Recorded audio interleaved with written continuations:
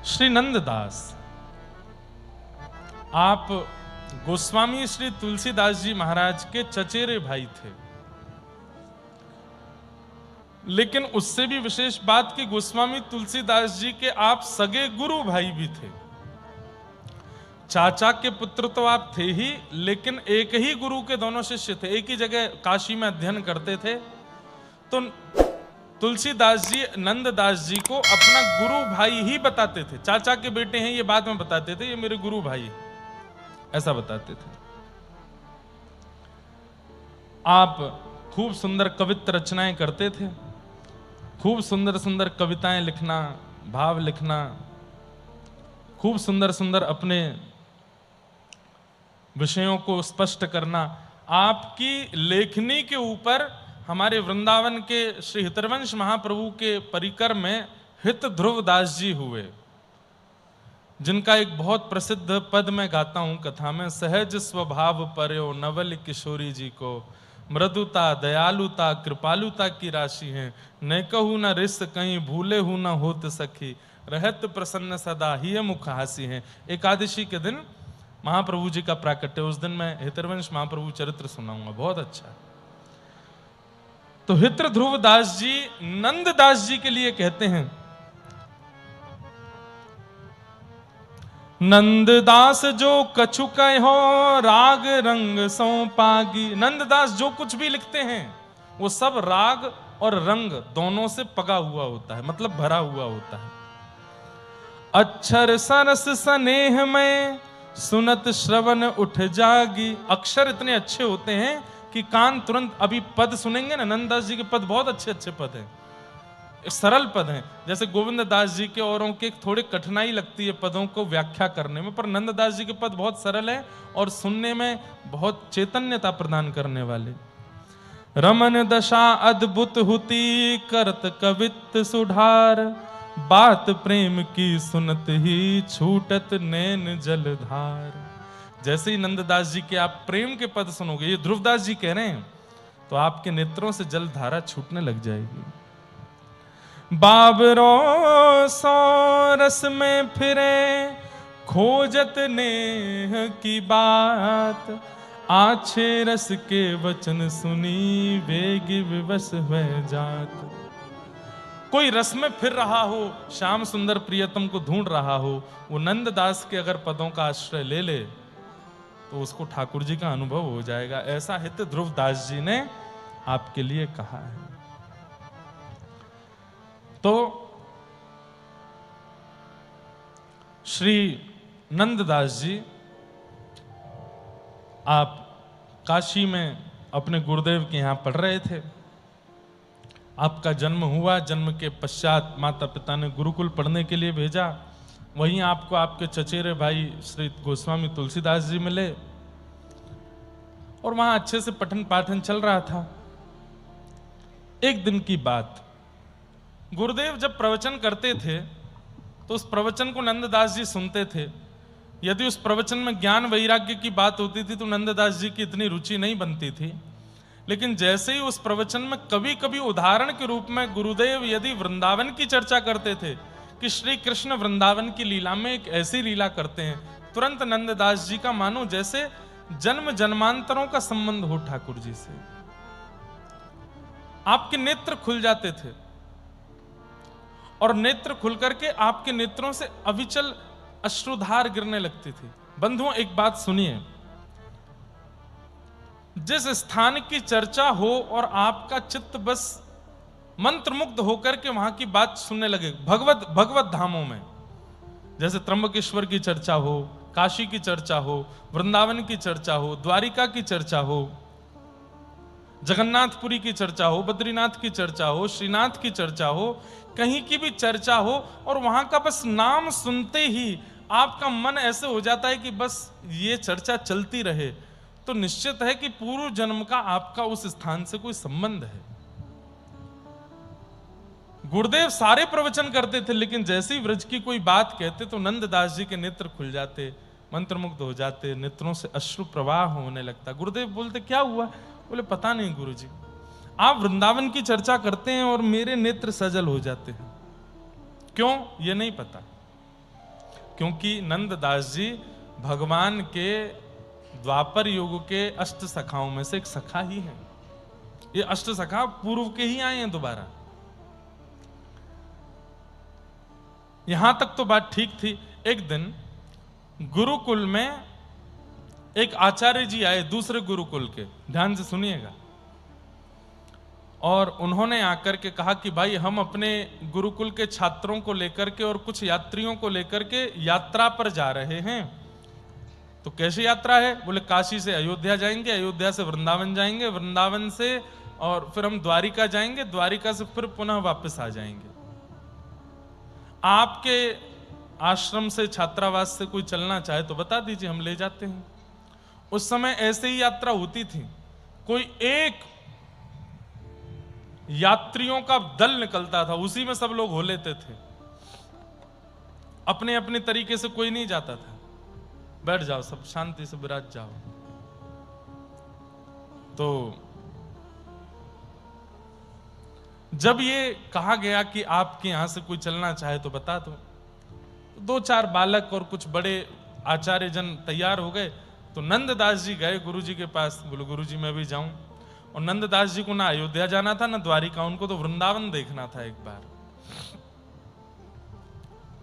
नंददास जी का मैं ये दोष नहीं कहूंगा, पर गुण भी नहीं कहूंगा। एक उनका स्वभाव था, वो रूप के प्रति बहुत आकृष्ट हो जाते थे। सुंदर रूप यदि उनको दिखता था तो वो अपने वश में नहीं रह पाते थे, बस देखने ही लगते थे। अब सामने वाले को चाहे कितना भी अनुचित लगे, लेकिन वो देखते ही थे। और ऐसे देखने लगते थे ढीठ बन के, ढीठ बोलते हैं बिल्कुल बेशर्म बोल दो, ढीठ बन के देखते थे। और ये लक्षण गुरुजी भी जानते थे और गोस्वामी तुलसीदास भी जानते थे नंददास जी का। तो दोनों को बड़ा डर लगता था कि भाई ये नंददास मन का बुरा नहीं है, लेकिन कभी कभी हमने गंगा घाट काशी में इसको देखा है, ये रूप देख करके ऐसे देखने लगता है कि सामने वाला व्यक्ति बेचैन हो जाता है, कहीं कभी कोई इसके साथ कोई दुर्घटना ना हो जाए, कोई कुछ गलत ना हो जाए। तो इसलिए नंददास जी को बाहर भेजने में गुरुदेव और तुलसीदास जी दोनों संकोच करते थे। आज नंददास जी ने बड़े करुण भाव से गुरुदेव से कहा, गुरुजी क्या मैं यात्रा पे जा सकता हूं? गुरुजी ने तुरंत तुलसीदास जी को देखा तो तुलसीदास जी बोले, नहीं गुरुजी। बोले देखो नंददास, हमको भेजने में कोई दिक्कत नहीं है, पर तुम्हारा एक लक्षण है, हमको उससे बहुत डर लगता है। भाई समाज संसार है, तुम तो मन के स्वच्छ हो, पर तुम्हारी दृष्टि कई बार ऐसी हो जाती है, सामने वाला कहीं तुम पर आरोप प्रत्यारोप आक्षेप लगा दे तो फिर कहां जाओगे? गुरुजी मैं ध्यान रखूंगा, मैं ऐसा कुछ भी नहीं होने दूंगा जिससे आपके ऊपर कोई बात आवे, मुझे एक बार जाने दीजिए ना। नहीं माने, रात भर चरण दबाए, फिर गोस्वामी तुलसीदास जी के पास बैठे, बोले भैया आप ही कह दीजिए ना गुरुदेव से, एक बार मुझे वृंदावन जाना है, बस एक बार नंद नंदन श्याम सुंदर का दर्शन करना। बोले तुम्हारी भक्ति की बात सुनते हैं तो मन करता है भेज दें, लेकिन तुम्हारा स्वभाव गुण जो है उससे बहुत डर लगता है। नंददास जी बोले मैं वचन देता हूं, कुछ नहीं बिगड़ेगा, आप मुझे जाने दो। गोस्वामी जी ने दूसरे दिन सुबह गुरुदेव से बात की और कहा गुरुदेव भेज दीजिए, अब राम जी जो चाहेंगे वो हो ही जाएगा, आप भेज दीजिए, और मुझे वचन दिया है वो ध्यान रखिएगा। ठीक है। और नंददास जी तो बड़े प्रसन्न होकर के निकल पड़े। अयोध्या गए, सरजू जी गए, सब जगह दर्शन करते करते जैसे ही वृंदावन पहुंचे हैं, वृंदावन की दिशा सामने आते ही नंददास जी के नेत्र सजल हो गए। अब एक बात आप सोचेंगे कि इनके अंदर एक विकार भी है, लेकिन भक्ति कैसी प्रेम युक्त है वो भी तो देखिए। भले ही रूप देखने का विकार चित्त में है, परंतु प्रेम भक्ति कैसी है वृंदावन के प्रति। वहीं से ही दंडवत करने लगे, श्री वृंदावन में जाकर के वृक्षों को प्रणाम करने लगे, वृक्षों को आलिंगन करने लगे, उस समय के प्रकट मंदिरों के दर्शन करने लगे, गिरिराज पर्वत का दर्शन किया, श्री यमुना जी का दर्शन करके तो निहाल हो गए। एक ही काम करते रहे, क्या? वृंदावन की परिक्रमा। जितने दिन वृंदावन में रहे, सब यात्री इधर उधर घूम रहे हैं, पर ये वृंदावन की परिक्रमा से दूर ही नहीं गए, बस घूमते ही रहे, घूमते ही रहे,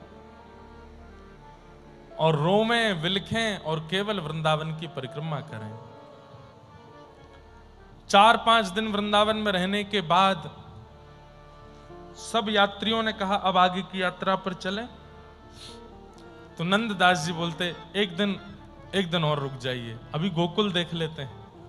अगले दिन बोले एक दिन और रुक जाइए, नंदगांव देख लेते हैं, एक दिन और रुक जाइए। ऐसे करते करते नंददास जी ने उस यात्रा को 1 महीने तक वृंदावन में रोक के रखा।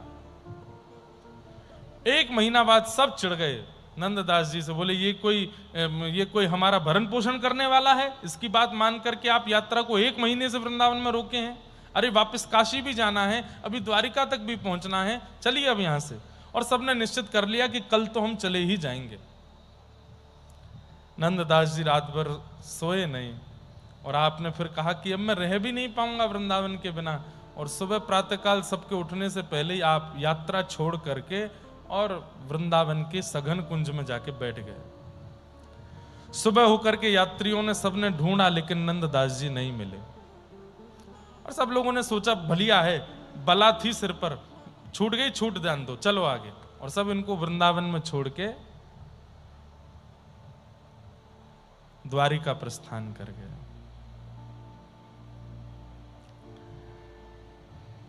द्वारिका प्रस्थान कर गए।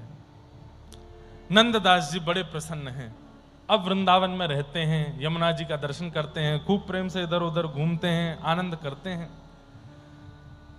लेकिन एक दिन यमुना जी के तट पर बैठे बैठे आपके मन में आया कि मैंने बिना गुरुदेव से आज्ञा लिए, बिना अपने आचार्य को बताए वृंदावन धाम में रहना स्वीकार किया, कहीं इसका अपराध तो नहीं लग जाएगा मुझे। और मूल बात यह थी कि ठाकुर जी का अनुभव नहीं हुआ अभी तक, इसलिए इनको लगा कि कहीं गुरुदेव का अपराध तो नहीं लगा हुआ है मुझे, कि मैंने उनसे बिना पूछे कर लिया।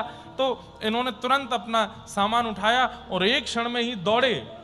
यात्रा ज्यादा दूर नहीं पहुंची होगी, मैं चला जाता हूं, यात्रा में ही दोबारा सम्मिलित होकर काशी जाके गुरुदेव से आज्ञा लेके, नहीं मानेंगे तो मनाऊंगा, पर उनको मनाए बिना वृंदावन नहीं आऊंगा। चले गए। लेकिन स्थिति क्या हुई, ध्यान से सुनना। अब जिस रास्ते से यात्रा वृंदावन में प्रवेश करी थी वो रास्ता इनको पता था। ये दौड़ करके उस रास्ते पे जाएं और दौड़ते दौड़ते दौड़ते दौड़ते शाम हो जाए, और शाम को आकर के क्या देखते हैं, जहां से दौड़ना शुरू किया था दौड़ के वहीं आ गए, यमुना जी के तट पर। स्थिति ये हो गई कि पहले ये वृंदावन का त्याग नहीं कर रहे थे, अब वृंदावन इनको नहीं छोड़ रहा था। बहुत प्रयास किया, अलग अलग मार्गों से बाहर निकलने का प्रयास किया, लेकिन घूम फिर करके ये वहीं आ जाते। मन में विचार किया कि अब तो वृंदावन ही बाहर जाने का निकास मार्ग बंद कर दिया है मेरे लिए, अब मैं क्या करूं। तब आप रज से प्रणाम करते हैं, यमुना जी को प्रणाम करते हुए कहते हैं कि मेरी आगे की गति क्या होने वाली है, या तो उस गति की ओर मुझे ले चलिए, या फिर मुझे स्पष्टीकरण कर दीजिए कि मेरे को जीवन में ठाकुर जी मिलेंगे कि नहीं। अब वृंदावन में रहना ही है तो इसका स्पष्टीकरण किसी घटना के माध्यम से, लीला करिए तो सही मेरे साथ। इस प्रकार रज से, यमुना जी से, ब्रज भूमि से प्रणाम किया। और आप एक दिन भ्रमण कर रहे थे, एक सुंदर कुआं था, कुआं जानते हैं जिससे पानी आता है, उस कुएं पर जाकर के आप स्नान कर रहे थे। अब बहुत सावधानी से सुनिएगा, क्योंकि असावधानी करेंगे तो इस लीला के प्रति आपका दोष भाव प्रकट हो सकता है। बहुत सावधानी से सुनना। एक कुआं पर आप स्नान कर रहे थे, और उस कुएं के सामने एक क्षत्रिय व्यक्ति का घर था। उस क्षत्रिय व्यक्ति की पत्नी छत्राणी वो छत पर खड़े होकर के अपने गीले बालों को सुखा रही थी, और स्नान करते करते नंददास जी की उस पर दृष्टि पड़ी। जैसे ही दृष्टि पड़ी, ये तो देखते ही रह गए उसको। मैंने पहले ही बताया कि रूप देखने का दोष था इनके अंदर। और ये उसको देखते रहे देखते रहे देखते रहे। अब वो तो चली गई भीतर, अब ये बाहर ही बैठे हैं कुआं पर और उसके घर की ओर ही निहार रहे हैं। द्वार देख रहे हैं, खिड़की देख रहे हैं, जंगले देख रहे हैं, छत देख रहे हैं। सुबह से शाम हो गई लेकिन नंददास जी वहां से हिले नहीं। उस छत्री के घर में एक दासी काम करती थी, वो बार बार अंदर जा रही थी, बाहर आ रही थी। उसने नंददास जी को 3-4 बार देखा। मन में आया कि कौन है, यहां क्यों बैठे। भीतर जाकर के उसने छत्राणी से कहा कि द्वार पर एक बड़े दीनहीन से बैठे हैं और रूप देखने में तो ब्राह्मण लगते हैं, शिखा है, सूत्र है और तेजस्वी भी हैं, पर हमारे घर की ओर ही देख रहे हैं, आप जानती हैं क्या उनको। छत्राणी ने झांक करके जंगले से देखा, बोले नहीं हम तो नहीं जानते इनको, जाके पूछो क्या बात है। दासी ने जाकर के नंददास जी से पूछा, आप हमारे घर के द्वार पर बैठे हैं, कारण? झूठ नहीं बोला, सत्य बता दिया। बोले अंदर और कौन रहता है? बोले हमारे मालिक मालकिन रहते हैं। और भी कोई है? बोले नहीं, बस मालिक मालकिन हैं, उनके पिताजी वृद्ध और उनकी वृद्ध माता जी हैं। अच्छा, मैं सुबह स्नान कर रहा था तो ऊपर छत पर कोई बाल सुखा रही थी, वो कौन थी? हमारी मालकिन होंगी, उनका रूप बहुत सुंदर है, उनको देखने के लिए बैठा हूं मैं यहां पे। आप उनसे बोल देंगे कि वो छत पे आ जाएं? सुनकर के दासी के तो ताम्रवर्ण हो गया। कैसी बात करता है धूर्त, तू शर्म नहीं आती इस तरीके से बोलने में? इसमें शर्म की क्या बात है? उनका रूप सुंदर है और रूप इसीलिए तो मिलता है कि देखा जा सके। आप उनको बोलिए ना, बस एक क्षण दिख जाएं। मैंने जल भी नहीं पिया सुबह से और ना मुझे भूख लग रही है ना मुझे प्यास लग रही है, बस मैं एक बार उनको देख लूं फिर मैं जलपान करूंगा। दासी दौड़ करके भीतर गई और सिर पकड़ करके बोली, ये कैसी बला आ लगी है घर पर। वो बाहर खड़ा है आपको देखने के लिए, सुबह उसने आपको देख लिया था, तब से वो आपकी ही देखने की प्रतीक्षा में है। अब तो वो छत्राणी घबरा गई, बोले ये कैसा, अरे घर में सबको पता चलेगा, सब क्या सोचेंगे, सबके मन में क्या बात आएगी, इसको कैसे भी भगाओ ना यहां से। खूब प्रयास किया। नंददास जी बोले मैं चला जाऊंगा, एक बार उनसे कह दो मुझे दिख जाए। दासी ने जाके कहा, सब जगह बात फैले, घर में बात जावे, आप उससे बढ़िया एक बार छत पे जाके इसको दिख जाओ, ये चला जाएगा। और वो छत्राणी जाकर के, बड़ा अटपटा सा चरित्र है नंददास जी का, सुनिए। वो दासी छत्राणी छत पर आकर के खड़ी हो गई और नंददास जी ने उसको देख लिया और जैसा कहा था वैसा ही, बस एक झलक देख करके तुरंत कुएं का जल लेके फिर पानी पिया, जलपान किया। वो वहां से चली गई, आप भी चले गए। दासी और छत्राणी बोली, बला गई, भगवान पता नहीं कभी कभी क्या परीक्षा लेते हैं। अगले दिन भोर में दासी जैसे घर पर आई तो क्या देखती है, नंददास जी फिर से बाहर बैठे हैं और वहीं देख रहे हैं। दासी बोली, अब क्या चाहिए? आज का कोटा भी तो उनके दर्शन से ही पूरा होगा, उनसे बोल दीजिए छत पे आ जाएं। क्या कर रहा है तू? मुझे भोजन नहीं सुहाता, मुझे जल नहीं सुहाता, उनको देखने के बाद ही इच्छा होती है कुछ खाने पीने की, एक बार बोल दीजिए ना। दासी भीतर गई, छत्राणी से जाके बोली, ये तो फिर आ गया है, द्वार पर खड़ा है। छत्राणी बोली, ये मेरे कौन से पाप का मुझे फल मिल रहा है, ये क्या हो रहा है साथ में। उसी समय उस घर के स्वामी छत्री का आगमन हुआ। घर पर आकर के देखा तो अपनी पत्नी को व्यथित देख करके पूछने लगा, क्या बात है। घबरा करके उसने सब सत्य बताया। बोले, मेरे मन में कोई दोष नहीं है, पर 2-3 दिन से ये एक ब्राह्मण है, द्वार पर आकर के बैठ जाता है और कहता है मुझे देखना है। क्षत्रिय बोला, इसकी इतनी हिम्मत।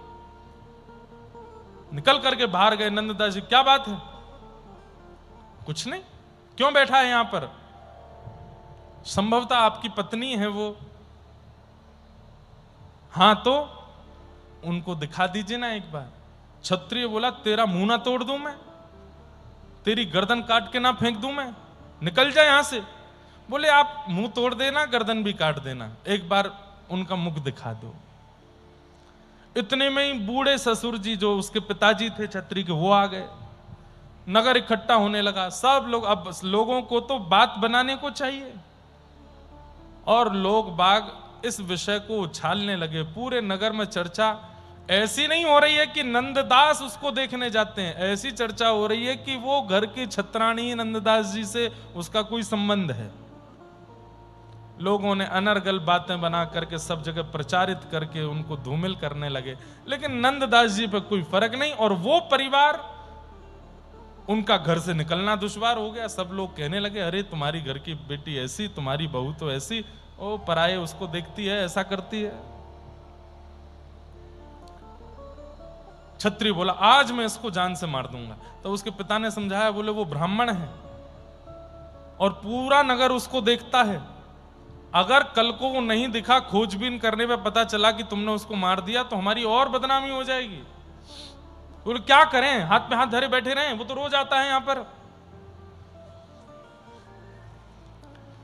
छत्राणी का रो रो के बुरा हाल, वो घर से नहीं निकलती है। तब आप लोगों ने निर्णय लिया, बोले हम एक काम करते हैं। बोले क्या? हमारे गुरुदेव गोसाई श्री विठलनाथ जी गोकुल में विराजते हैं। देखो ठाकुर जी कभी कभी गुरु आश्रय कैसे करवाते। हमारे गुरुदेव क्षत्रियों के उनके गुरु थे गोसाई श्री विठलनाथ जी, वल्लभाचार्य जी के पुत्र, श्रीनाथ जी की सेवा करते हैं। वो गोकुल में विराजते हैं और हम लोगों पे धनवन भी खूब ज्यादा है, तो रात रात में किसी को पता नहीं लगने देते हैं, और ये नगर छोड़ करके हम लोग गोकुल चले जाते हैं। ये बला भी छूट जाएगी, गुरुदेव की सन्निधि भी मिल जाएगी, ब्रजवास भी हो जाएगा। और सब लोग इस पर रजामंदी हो गए। सुबह सुबह सारा सामान तैयार था, नंददास जी आए द्वार पर, एक बार दर्शन करने आते थे। वो छत्राणी आकर के जैसी छत पर खड़ी हुई, उसको देख के नंददास जी चले गए। नंददास जी के जाते ही आप लोगों ने सारा सामान बैलगाड़ी में रखा, निकल गए वहां से और सीधे गोकुल। अगले दिन नंददास जी जब आए तो द्वार पर ताला लगा देखा। आसपास लोगों से पूछा, ये कहाँ हैं, इनका घर बंद क्यों है? तो किसी ने बता ही दिया, वो पता तो चली जाती है सबको, किसी ने बता दिया, बोले वो तो अपने गुरुदेव के पास गोकुल चले गए। गोकुल का नाम सुनते ही नंददास जी ने गोकुल की राह पकड़ी और आप गोकुल की ओर प्रस्थान करने लगे। अब परिवार तो सोचिए 12 घंटे पहले निकल गया था, पर नंददास जी में दर्शन की इतनी लालसा थी, दर्शन था जाने क्या ही था, वो इतनी तेज दौड़े कि वो लोग यमुना जी के तट पर पहुंचे हैं, सामान उठा उठा करके नाव में धर रहे हैं। इतने तो नंददास जी वहां आ गए, और सामान धरते हुए दासी ने पीछे घूम करके देखा तो नंददास जी एक पेड़ पर ऐसे हाथ लगाए खड़े और मधुर छत्राणी को देख रहे हैं। दासी दौड़ी दौड़ी गई, बोले ये बला तो यहां भी आ गई। बोले कहां है? बोले वो खड़ा। नंददास जी मानो जैसे प्रेत जैसे दिखने लगे इन लोगों को। बोले ये कैसे कहीं भी प्रकट हो जाता है? एक बार फिर जाके मना। बोले भैया तुम्हें चाहिए क्या? कुछ नहीं चाहिए, तो उनको देखना है बस। कैसे बेशरम हो तुम? अरे वो किसी की पत्नी है, किसी की बेटी है, किसी की बहू है, इतनी तो लाज। तो बोले मैं कुछ कह रहा हूं आपसे, मैंने ये तो कहा नहीं कि मेरा विवाह कर दो, मैंने ये तो कहा नहीं कि मुझे उनसे मिला दो या मेरा कुछ उनसे वार्ता करा दो ना, देखना ही तो है।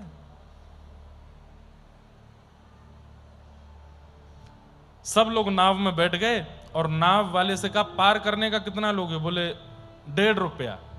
बोले हम तुझे 1.5 रुपया पार करने का देते हैं, 10 रुपया ऊपर से देते हैं। बोले किस लिए? सारे नाविकों को बोल दो इसको पार नहीं करें।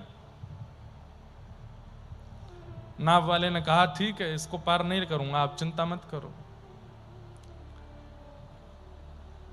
परिवार को पार कर दिया और उस नाव वाले ने सब में रुपए बांट दिए। बोले ये नंददास नाम का खड़ा है, इसको पार नहीं करना है, चाहे जितना कहे।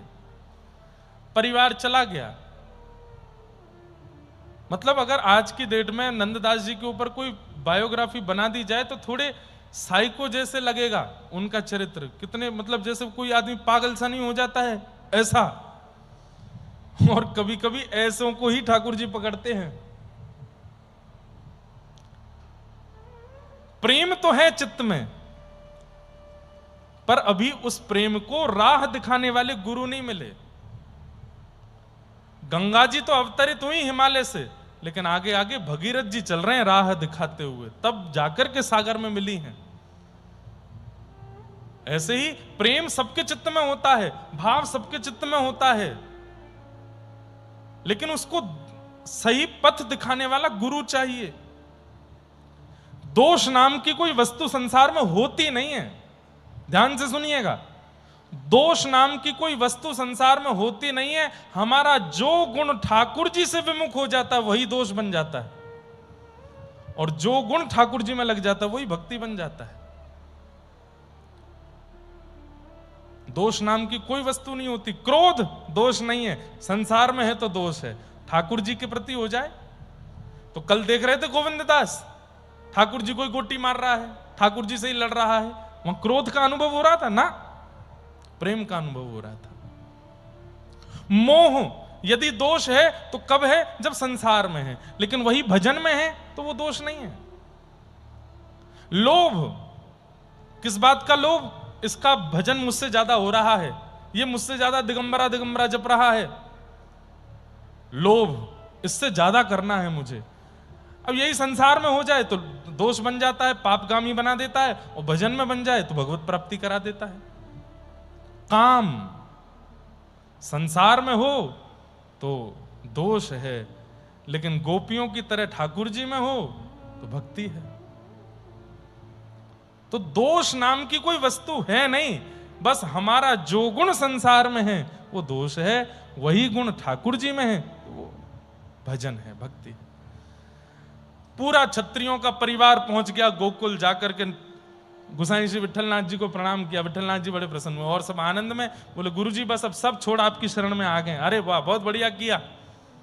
भूख लगी होगी, लगाओ भाई पत्तल लगाओ। कितने लोग थे? 4 लोग थे, छत्री, छत्राणी, उसके पिता और माता, लेकिन 5 पत्तल लगाई गई, 5 पत्तल लगाई। दासी भी थी, 6 पत्तल लगाई। अब परिवार के लोग पत्तल देखें और वो खाली पत्तल जब देखी तो डर तो लग ही रहा था, नंददास कहीं भी आ जाता है। गुरुजी हम तो 6 ही लोग हैं, ये 5वीं पत्तल किसके लिए? गोसाई श्री विठलनाथ जी मंद मंद मुस्का के बोले, यमुना के उस पार भी एक भूखा खड़ा है, उसको भी भूख लगी है, वो भी पाएगा।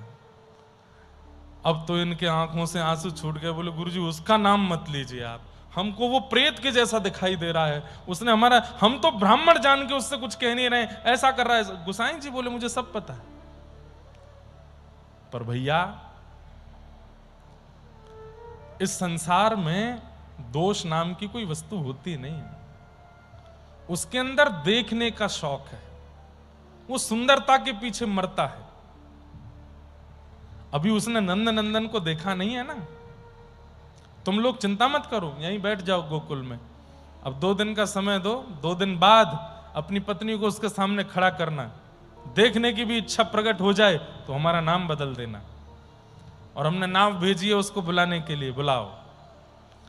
एक नाविक गया, नंददास सुबह से बैठे थे, हाथ जोड़ रहे थे नाव वालों के, कोई भी उनको पार नहीं कर रहा था। तब एक नाविक आया, बोले, गोसाई श्री विठलनाथ जी ने नाव भेजी है, तुमको बुलाया है गोकुल, चलो। आप गोकुल पहुंचे, गोसाई श्री विठलनाथ जी के सामने जैसे ही पहुंचे, गोसाई जी का दर्शन किया। कहो नंददास कैसे हो? आपको मेरा नाम कैसे पता? मैंने तो ऐसे ही बोल दिया, तुम्हारे मुख से लग रहा था कि हम नंद नंदन के दास हैं और तुम उनके प्रेमी लगते हो, तो नंददास बोला। कैसे हो? अच्छे हैं, प्रसाद पाओ। प्रसाद पवाया, चलो आओ तुम्हें दर्शन कराता हूं। और आपने नंददास को ले जाकर के ठाकुर जी के नवनीत प्रियालाल, विश्व के सबसे पहले लड्डू गोपाल नवनीत प्रियालाल, इतने से हैं, अंगुष्ठ मात्र, आज भी नाथद्वार में दर्शन होता है उनका। श्रीमद वल्लभाचार्य महाप्रभु के सेवा के ठाकुर जी इतने से ही हैं बस। और उनकी ही ये झांकी है, शोभित कर नवनीत लिए, घुटरुन चलत रेणु तन मंडित, गोरोचन तिलक किए। जाकर के भीतर गोसाई श्री विठलनाथ जी ने प्रार्थना की, बोले द्वार पर नंददास आया है और रूप देखने की बड़ी आसक्ति है उसमें नाथ, आज ने अपनो मुखार बिंद दिखाए दो।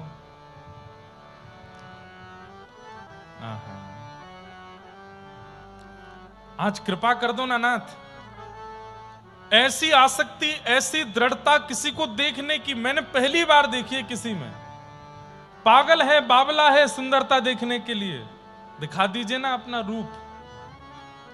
संसार से छूट के जब आपको देख लेगा तो हो सकता है कि आपके ऐसे यश का गान करे, गुण का गान करे कि पूरा विश्व कृतार्थ हो जाएगा।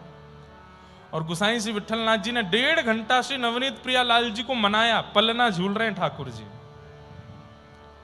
और मनाते हुए कहा जय जय, बस मैं इसी आशा में खोल रहा हूं दर्शन कि आप उसको अपना रूप लखाओगे।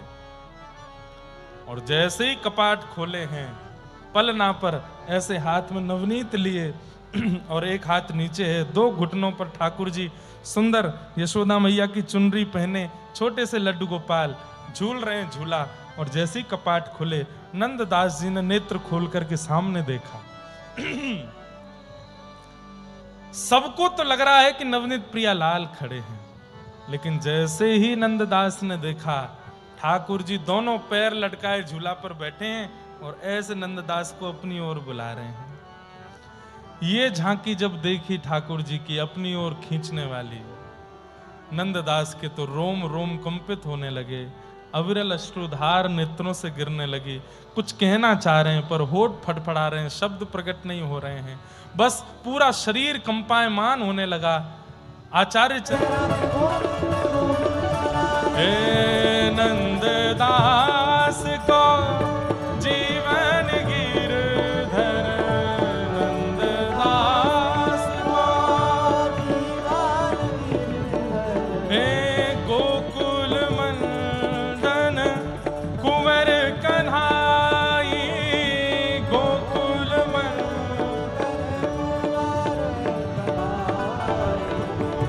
नंद भवन को भूषण माये, नंद भवन को नंद भवन को भूषण माये। जय जय श्री राधे, जय जय श्री राधे, जय जय श्री राधे।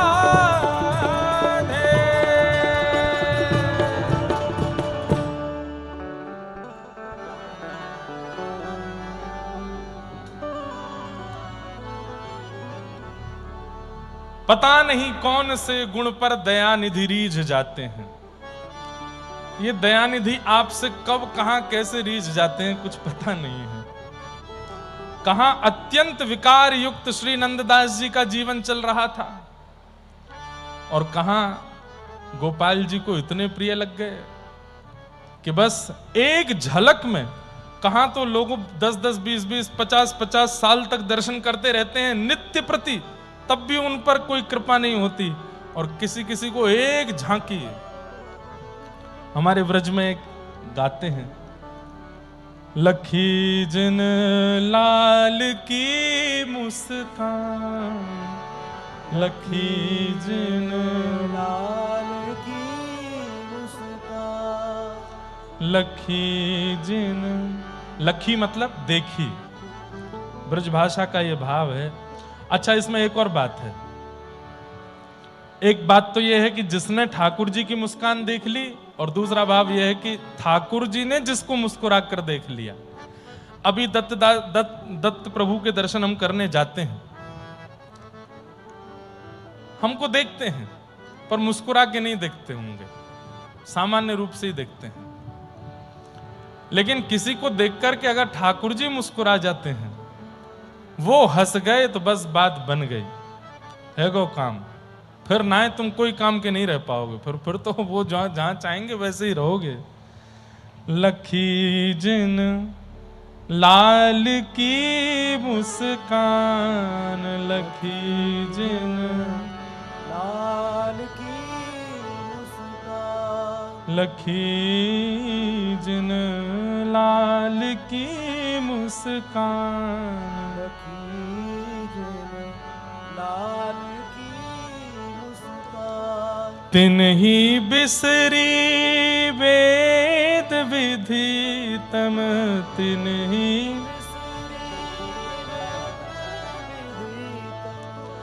तिन्ही बिसरी वेद विधि तन,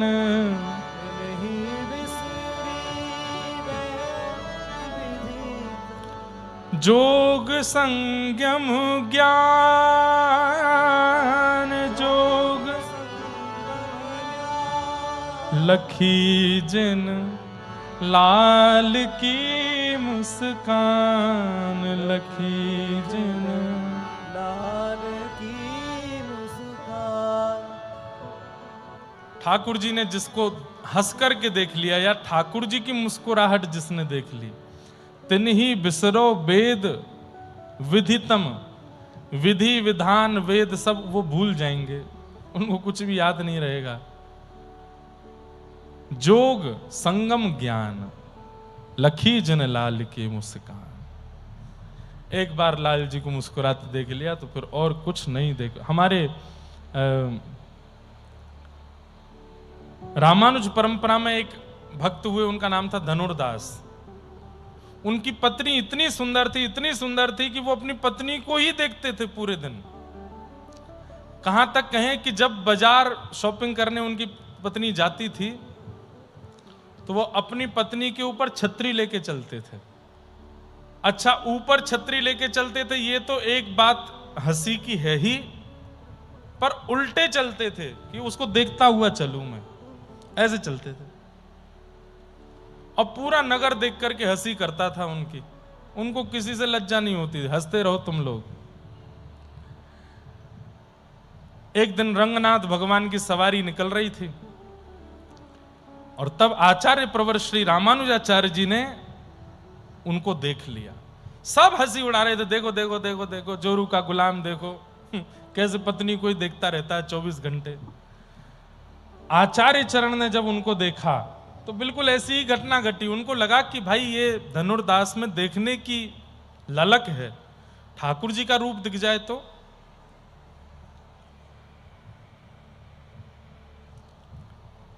धनुर्दास को बुलाया।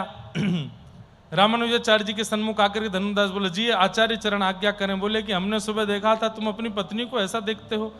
तुरंत नेत्र बंद हो गए उसके। क्या बताऊं, इतनी सुंदर है। आपने देखा उसको, उसके नेत्र कितने सुंदर, जब वो बंद करती है खोलती कितनी अच्छी लगती है, कितना अच्छा है उसका स्वरूप। आपने उसकी चाल देखी, आपने उसका बोलना देखा, सबकी इतनी प्रशंसा करता। रामानुजाचार्य जी बोले, भाई बहुत बड़ा भगत है तू पत्नी का। अगर तेरी पत्नी से सुंदर हम तुझे कुछ दिखा दें तो आचार्य चरण से बोले, मैं वचन दे के कहता हूं, लिख करके कह सकता हूं, मेरी पत्नी से सुंदर कोई नहीं होगा। बोले अगर दिखा दिया तो वचन दो मुझे कुछ। बोले मैं वचन देता हूं, अगर मेरी पत्नी से सुंदर कुछ दिखा दिया तो मैं जीवन भर फिर उसी को देखूंगा जो पत्नी से सुंदर होगा। चलो, रंगनाथ भगवान पौड़े हैं श्रीरंगम में, शेष शैया पर पौड़े ठाकुर जी से जाके रामानुजाचार्य जी ने प्रार्थना की, भगवान सामने एक दर्शनार्थी खड़ा है, कृपा करके एक बार अपनी झांकी इसको दिखा दीजिए। और बंधुओं, आचार्य के कहने पर ठाकुर जी दिख जाते हैं। जैसे ही धनुर्दास आकर के खड़े हुए, कोई नियम नहीं था जीवन में, कोई व्रत नहीं था, कोई अनुष्ठान नहीं था, कोई पुण्य नहीं था उसका, लेकिन आचार्य की इच्छा हो गई कि ठाकुर जी का दर्शन होना चाहिए, तो हो गए। तुरंत जैसे ही धनुर्दास गया, आहा,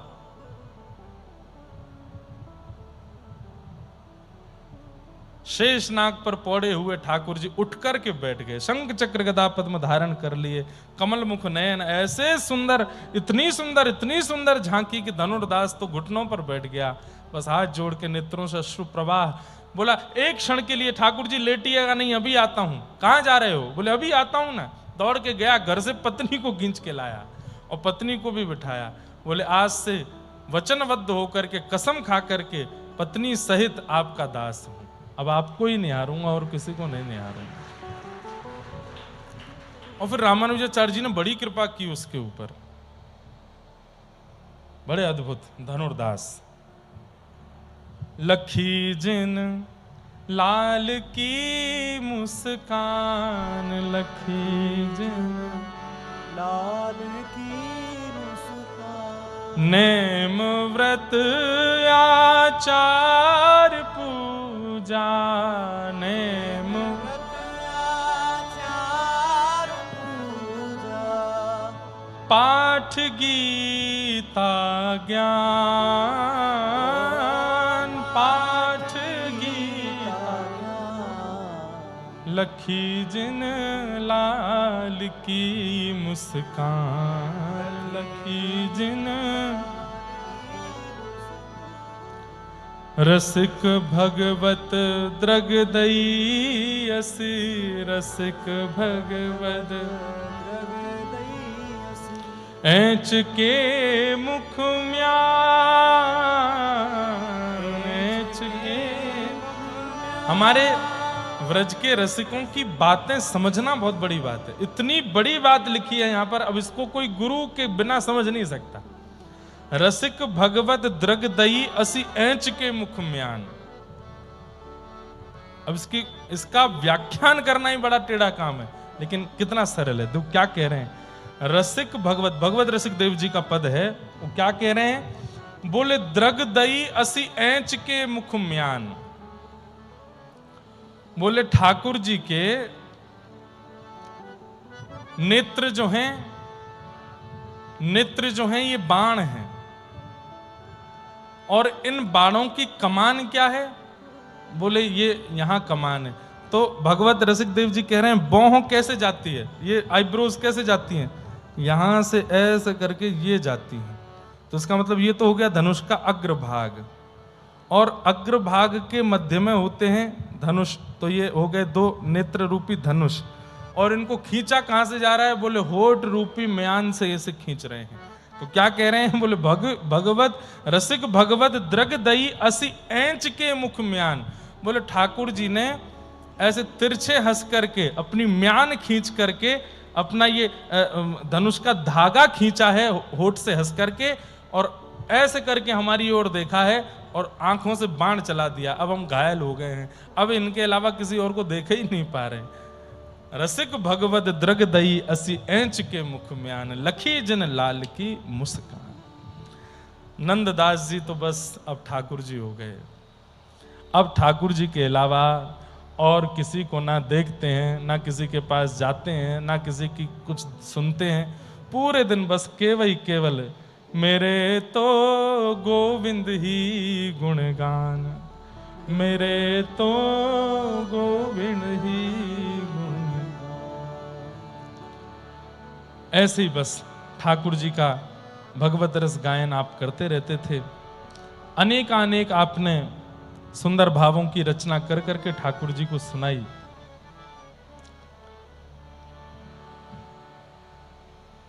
आपने कई ग्रंथों की रचना की, पदयुक्त ग्रंथ लिखे, रास का एक ग्रंथ लिखा, किशोरी जी की एक इनका ग्रंथ है, उसका नाम है श्याम सगाई। एक बार हम उस पर कथा करेंगे, केवल श्याम सगाई के ऊपर। नंददास जी का ग्रंथ है श्याम सगाई। किशोरी जी के संग कैसे सगाई ठाकुर जी की विविध रूप में हुई, वो कथा बिल्कुल अलौकिक है, अलग है, आज तक कहीं नहीं है। श्याम सगाई ग्रंथ है श्री नंददास जी का। उसमें किशोरी जी से सगाई की पूरी रचना बताई है, कैसे कैसे किशोरी जी के साथ आपकी सगाई हुई। फिर आपने रुक्मणी मंगल पर भी एक ग्रंथ लिखा है, रुक्मणी जी का ठाकुर जी के प्रति प्रेम भाव, गोपियों का ठाकुर जी के प्रति प्रेम भाव, रास बिहार का ठाकुर जी के प्रति कैसा भाव। अनेक ग्रंथों की रचना कवित्व करके की। फिर आपने संपूर्ण भागवत की रचना कर दी पद पदावलियों में। तब बड़े बड़े विद्वानों ने जाकर के इनको समझाया, बोले कि देखो श्रीमद् भागवत साक्षात कृष्ण है, इतनी सरल भाषा यदि कर दोगे तो लोग बाग गुरुजनों से अध्ययन नहीं करेंगे, इसलिए हमारी प्रार्थना है तुम इसको मत करो। तो उन्होंने संपूर्ण भागवत की जो हिंदी बद्ध पदबद्ध रचना की थी उसको यमुना जी में प्रवाहित कर दिया। केवल उसमें से ठाकुर जी के प्राकट्य की लीला को रखा, उस पर एक ग्रंथ लिखा, ठाकुर जी के प्राकट्य की कथा। आपका यश सब जगह होने लगा और सब लोग आकर के आपको खूब खूब भूरी भूरी सराहना करते थे। अब धीरे धीरे यश फैलते फैलते फैलते फैलते कहां पहुंचा? काशी में, आपके गुरुदेव के पास, और गुरुदेव के बाद श्री गोस्वामी तुलसीदास जी के पास। तुलसीदास जी के पास जैसे ही आपका यश पहुंचा तो गोस्वामी तुलसीदास जी ने आपसे निवेदन, लाला वो एक ग्रंथ दो, अष्ट सखा करके ग्रंथ जल्दी दो।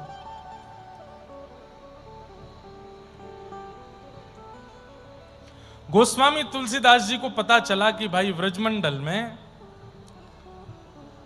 एक नंददास नाम के बड़े उच्च कोटि के कवि हो गए।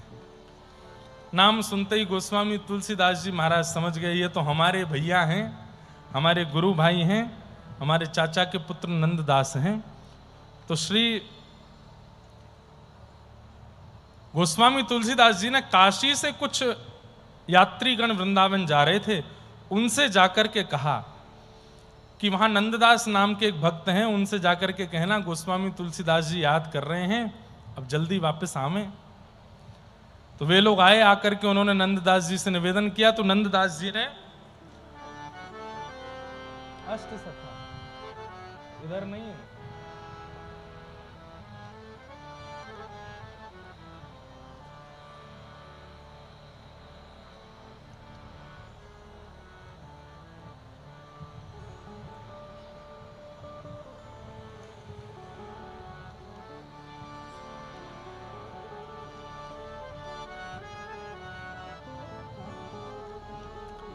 तो नंददास जी से निवेदन किया कि गोस्वामी तुलसीदास जी ने आपको आमंत्रित किया है कि आप काशी चलिए।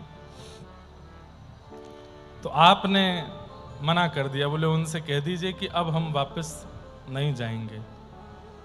तब गोस्वामी तुलसीदास जी ने आपको पत्र लिख करके भेजा, और पत्र में लिख करके गोस्वामी तुलसीदास जी आपसे पूछ रहे हैं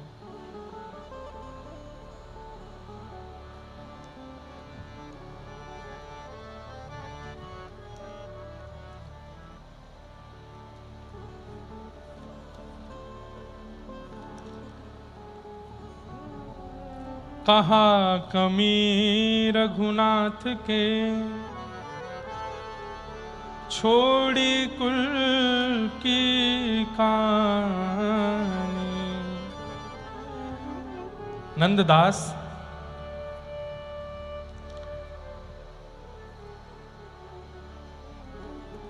आप तो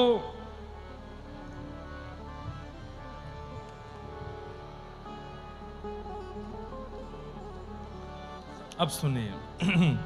तो गोस्वामी तुलसीदास जी ने पत्र लिख करके भेजा।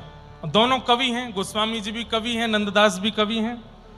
तो उन्होंने कहा कि भाई हम लोग जो हैं वो राम जी का भजन करने वाले हैं, राम के उपासक, और ये तुम कहां से कृष्ण कन्हैया के चक्कर में पड़ गए वृंदावन में।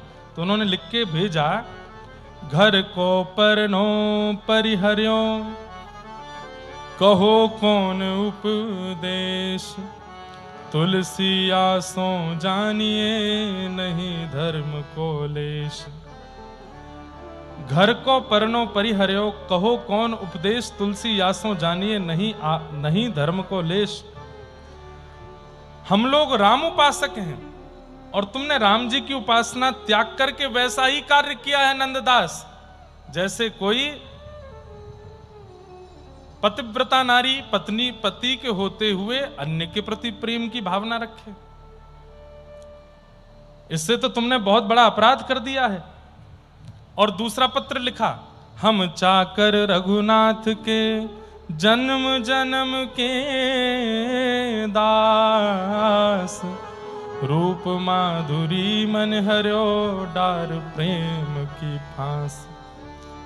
हम लोग जन्म जन्म से रघुनाथ जी के चाकर हैं। राम जी की सेवा करना, राम जी की अर्चना करना, उनके गुण गाना, ये हमारी परंपराबद्ध अधिकार रहा है।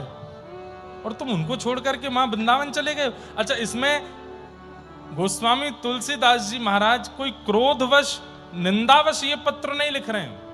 विनोदवश लिख रहे हैं। विनोदवश मतलब हंसी में कह रहे हैं, अरे वाह भाई तैने कहा क्यों है, छोड़ छाड़ करके यहां वहां चलोगे। हमारा विवाह तो रघुनाथ जी से हुआ था, हमारी पूरी परंपरा का विवाह रघुनाथ जी से हुआ, पर भैया नंददास ये तैने कैसी रीति चलाई, सब छोड़ करके तू वृंदावन बस गया जाके। 2 पत्रों के बाद भी जब नंददास जी का कोई उत्तर नहीं आया, तब गोस्वामी तुलसीदास जी ने तीसरा पत्र लिखा, धाम रुचो तो रहो अयोध्या, पुरी रुचे रहु काशी, बन रुचे रहे दंडक वन, गिरि कामद अविनाशी। धाम रुचे तो अयोध्या में निवास करना चाहिए, पुरी में रहने का मन हो तो काशीपुरी में रहना चाहिए, और वन रुचे तो एकमात्र दंडक वन में रहना चाहिए, और गिरि रुचे पर्वत रुचे तो कामतानाथ यानी चित्रकूट में रहना चाहिए। संभवतः दंडकारण्य वन यही है, नासिक दंडक वन यही है। गोस्वामी तुलसीदास जी महाराज ने लिख दिया, धाम रुचे तो अयोध्या में जाओ, पुरी रुचे तो काशी में जाओ, वन रुचे तो दंडक वन यानी नासिक में जाओ, और पर्वत रुचे तो चित्रकूट में रहो, इनके अलावा और कहीं रहना ही नहीं चाहिए। जब ये बात लिख करके भेजी, तब नंददास जी ने पहला पद भेजा, पहला पत्र भेजा, जो गिरि रुचे तो रहो गोवर्धन, गाम रुचे तो बसो नंद गाम, नगर रुचे तो बसो मधुपुरी, शोभा सागर अति अभिराम, सरिता रुचे तो बसो श्री यमुना, तट सकल मनोरथ पूर्ण काम, नंददास कानन रुचे तो बसो भूमि, श्री वृंदावन धाम। आपने और 4 बात एक्स्ट्रा लिख करके भेज दी गोस्वामी। तो क्या लिख रहे हैं, जो गिरि रुचे तो रहो गोवर्धन, पर्वत के समीप रहने का मन हो तो गिरिराज जी की तलेटी में रहना चाहिए। गाम रुचे तो बसो नंद गाम, और नगर रुचे तो बसो मधुपुरी, मधुपुरी यानी मथुरा, और शोभा सागर अति अभिराम, सरिता रुचे तो बसो श्री यमुना तट, सरिता यानी नदी का तट पर रहने का मन हो तो यमुना तट पर रहो। सकल मनोरथ पूर्ण काम, जहां पर सारे मनोरथ पूर्ण होते हैं। नंददास कानन रुचो, तो कानन मतलब जंगल, नंददास कानन यानी वन में रहने की इच्छा हो तो बसो भूमि वृंदावन धाम। आपने लिख करके भेज दिया। गोस्वामी तुलसीदास जी महाराज ने जब रिटर्न में पत्र देखा तो आपको लिख करके भेजा, कहा कमी रघुनाथ के छोड़ी कुल की कानी। हमारे राम जी में क्या कमी थी नंददास, जो तेने कुल परंपरा छोड़ करके राम ना भज के कृष्ण भजने लगे। तो नंददास जी क्या कह रहे हैं, अनुरागी मन है गयो सुन मुरली की तान। मेरा मन अनुरागी हो गया। और नीचे फिर आपने लिख करके भेजा, बोले भैया मेरा दोष नहीं है कि मैं कृष्ण का भक्त हूं। क्यों? बोले आपने नाम रखा होता राघव दास, आपने नाम रखा होता रामदास, आपने नाम मेरा रखा होता बचपन में माता पिता ने कौशल्या नंदन दास आदि आदि जो भी दास, तो बात समझ आती। मेरा जन्म से ही नाम रखा है नंददास, मुझे तो जन्म से ही आप लोगों ने कृष्ण का बना दिया, तो फिर मुझसे क्यों कह रहे हो कि मैंने कुल मर्यादा तोड़ी? मैं तो नंददास हूं ना जन्म से। और फिर उसके बाद एक बहुत सुंदर बात लिखते हैं। बोले क्या? बोले भैया एक बात और कह दूं। बोले क्या? राम जी बहुत प्यारे हैं,